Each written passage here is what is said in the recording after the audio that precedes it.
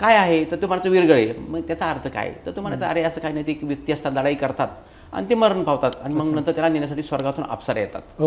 तर ही एक संकल्पना मला थोडीशी खटकली. जितेन लभ्यते लक्ष्मी मृतनापी सुरांगनम क्षणविदिसेना काय अंचिता मरणरणी. म्हणजेच काय की एखाद्या युद्धाचा मृत्यू हा केवळ आणि केवळ बाणानेच झाला पाहिजे आणि तो रणांगणावर झाला पाहिजे. अच्छा. आणि अशा व्यक्तीचा मृत्यू झाल्यानंतर त्याला तात्काळ स्वर्गप्राप्ती होती असा एक उल्लेख होतो. हतोवा प्राप्तसी स्वर्गा जित्वा व भोक्षसी महिम तस्मा उद्दिष्ट कौंतेय युद्धाय कृतनिश्चया. ते काय म्हणतात की हे कुंतीपुत्र अर्जुन, तू उठ, युद्धाचा निश्चय कर, कारण का तुझ्यासमोर लढतायत हे सगळे जर तुझे भावबंद असले तरी ते अधर्मी लोक आहेत, तुला ह्यांच्या विरुद्ध लढाई करावीच लागेल.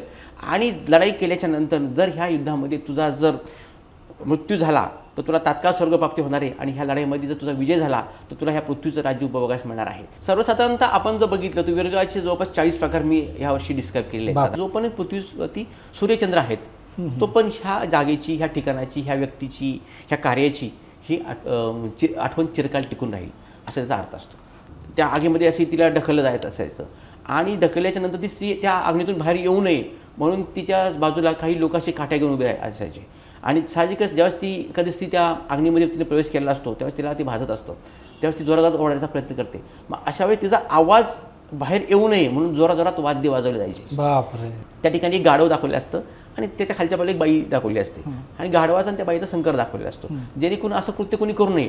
आणि अशा ह्याच्यावर आपल्याकडे अनेक प्रकारच्या गावामध्ये शिव्या ऐकायला मिळतात. ही शिवाजीची पद्धत ही साधारणतः आपल्याकडे अनेक जुन्या प्रकारची शिव्या आहे. हे जे काही लढते सैनिक हे तुमचीच पूर्वज आहेत म्हटलं, हे कुठे देव नाही येतं. आणि ह्यांना देवळामागे ठेवायचं कारण काय की त्यांनी समाजासाठी लढाई केली आणि या लढाईमध्ये त्यांचा मृत्यू झाला म्हणून हे देवळासमोर ठेवलेले आहेत. साधारणतः माझ्या माहितीप्रमाणे मी स्वतः जवळपास एक 3200 गावामध्ये मी ह्या विरगळचं डॉक्युमेंटेशन्स केलेलं आहे.